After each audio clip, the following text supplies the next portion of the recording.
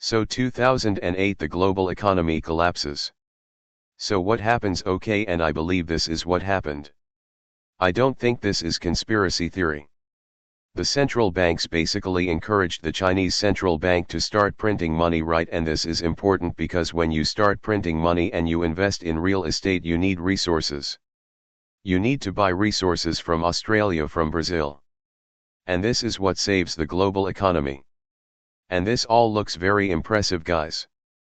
Like, I know when you go outside you see all these big buildings and fancy railways, it's all very impressive, but remember, okay, this is really important. Behind the veneer of this prosperity are three things: massive debt, right? Because this money is being printed, so someone has to pay this off, you guys, not the current people, but you guys or your grandchildren or your great-grandchildren, okay, but someone has to pay off this debt. That's number one. Number two is this has created massive inequality in China, right? So the rich are filthy rich and the poor aren't that much better off. The third problem that's really important is it's created a lot of political corruption. Alright? So behind all this veneer are corruption, inequality, and debt. And this is what, okay, so a really important lesson for you guys to understand the Chinese leadership of America is this. There's this very famous quote by Charles Beer who said, "The greatest trick the devil ever pulled was convincing the world he didn't exist." Okay. Well, I'm going to paraphrase him. Okay. And this is what I think is the relationship between America and China. The greatest trick America played was convincing China it could be rich. Right? This is no different from 1985, the plastic cords, when America basically encouraged the Japanese to increase the value of their yen, which led to economic collapse. Well, but when the Americans encouraged the Chinese to print money in about 2008 and about 2015, it basically created conditions for China's economic collapse. Okay.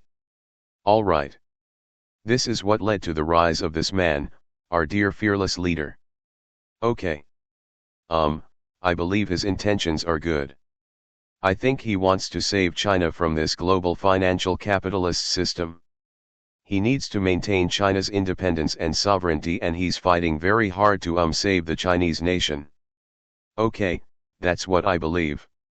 And so you can make the argument that what's happening today in China is no different from the open wars. Remember, Britain created an opium epidemic in China in order to enslave the Chinese economy to the global financial system? Right? That was the Opium Wars. Well, the same is happening today, where the Americans have basically created a Chinese dependency on US dollars, right? What is the Chinese dream? The Chinese dream is work hard, get into a good school, get rich, move your money and your children to United States. That's a Chinese dream. Alright. And if that's a dream, then eventually the civilization won't last very long. Am I wrong? Is that not the Chinese dream? Alright. Alright. So now you have the COVID crisis where China's locked down for 3 years. Now I'm a conspiracy theorist, okay. But you can make the argument that some of this was intentional in order to implode the Chinese economy. Why? Because Chinese economy had become a system of transferring wealth from China to United States.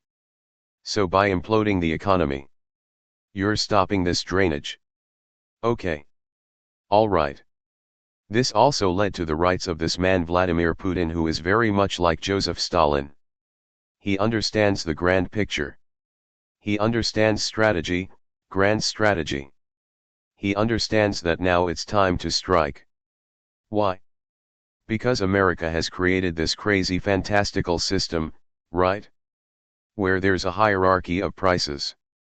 In the American system, the Pax Americana man resources are the least valuable. Okay. The basis of the resources, right? Which is what Russia has a lot of. Up next in this pyramid is manufacturing, which is what China does. Then up next is knowledge economy.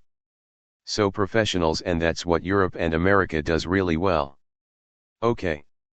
And at the very top of this pyramid are the financiers, finance, and that's what Wall Street dominates. Okay. So this is the pyramid of the world that we live in. What Putin said is this. What Putin said is, you know what, if I can control the world's resources, the oil, the food, then I can invert this pyramid so that resource at the top, and that's why Russia invaded Ukraine, because if Russia were able to dominate Ukraine, Russia and Ukraine together would control onet herd of the world's carbohydrates. Without Russian food, Africa and the Idas would both starve to death. Okay. And so that is the rationale for Putin's invasion of Ukraine. He's a genius.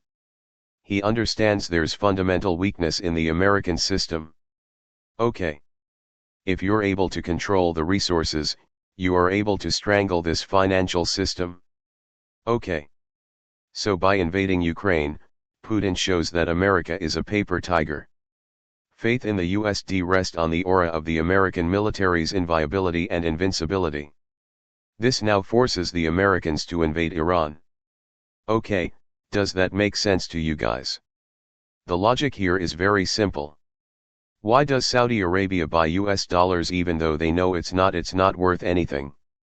Why? What does Japan buy US dollars? What is Germany? The answer is they're afraid that if they don't buy US dollars, America will come invade them. Okay. They have no choice in the matter. But now that Putin has showed that actually, you know what, the American military is not as strong as you think it is. The American military now has no choice but to prove it is as strong as people believe. It needs to restore faith in it, in the military, in order to restore faith in the US dollar. Okay, does that make sense? That's why the American military has no choice in the matter but to invade Iran. Okay, why? Because if they're able to invade Iran, they're able to control the entire flow of Middle East oil. Also, they're able to control the acts of trade throughout the world. Okay, Iran is really the center of the world in terms of global trade. So, these two factors mean that America needs to eventually invade Iran. Alright? Once it invades Iran, it creates a huge problem for China and Japan and South Korea. Why? Because guess what? These three nations gets most of this oil from the Middle East, right? Japan imports roughly 89% of its oil from the Middle East. And guess what, guys? Japan is the largest buyer of US dollars. So if Japan ever says, you know what, screw this, we're not buying US dollars, the American economy goes bankrupt. So when you invade Iran, you control the oil supply. You control the entire Japanese economy. You can charge whatever price you want for oil. Alright. This explains the Israel-Palestine conflict, because America just can't go and invade Iran for no reason. It needs a pretext. The perfect pretext is Israel comes to conflict with Iran. Iran attacks Israel. United States must now defend Israel because Israel is its ally. Right? Does that make sense? So America needs escape. That skateboard is Israel. That explains why there's so much conflict right now in the Middle East. Look at this map.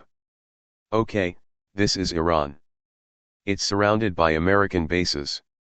You have 14,000 troops in Afghanistan. You've got like thousands more over here. Okay, Iran is surrounded. It seems to me that America's been preparing to invade Iran for the past 20 years. It's just looking for the perfect opportunity. Alright. Problem though is that Iran is not an adversary that America can defeat. The reason why is the geography of Iraq. Look at this.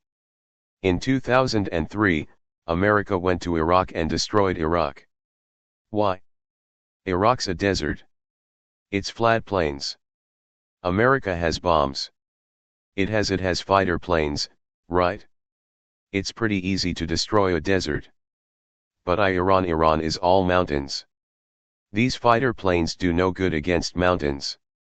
You can't bomb a mountain into submission. Okay. So if America were to invade Iran, there's very little chance that America would win this war. In fact, it may be the end of the American empire. And Putin has a plan. Okay, Putin is a genius. He knows exactly what will happen. So Putin is preparing for this possible invasion of Iran. So this is a really important picture. Putin signed an agreement with Kim Jong-un. The agreement is something called a Mutual Defense Pact, which means that if North Korea is ever attacked, Putin would come to his aid. Alright.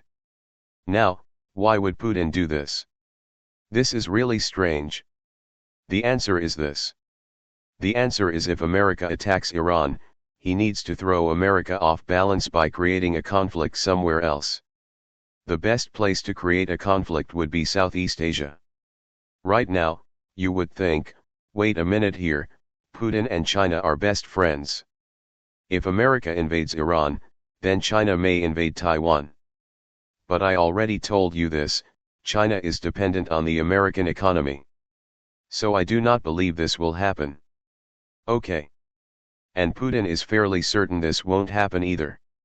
That's why he's now best friends with Kim Jong-un, because Kim Jong-un, if he were to menace South Korea, that would throw the American military off balance, because now there is war on 3 fronts: Ukraine, South Korea, and Iran. Okay, that's a grand strategy of Putin. This is his trump card. Okay, does that make sense? Alright. Now, what I'm saying here is this. I'm saying, like, I know there's a lot of conflict now between China and America. There's this trade war going on. But I think this will pass. I think there'll be a rapprochement between China and America because both economies are dependent on each other. Right? So I think this friendship between Putin and China won't last very long. There's also really a lot of geopolitical reasons why this friendship won't last very long, right? Because China and Russia have a lot of geopolitical conflicts, right? They share a border. They're trying to vie for influence in Central Asia. There's lots of reasons why in the long term China and Russia will eventually have to break apart, which means that Putin now sees his best friend could be Germany. Okay.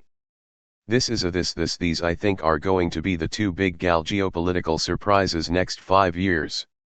First of all, America and China will become best friends, or not best friends, but they'll have a rapprochement.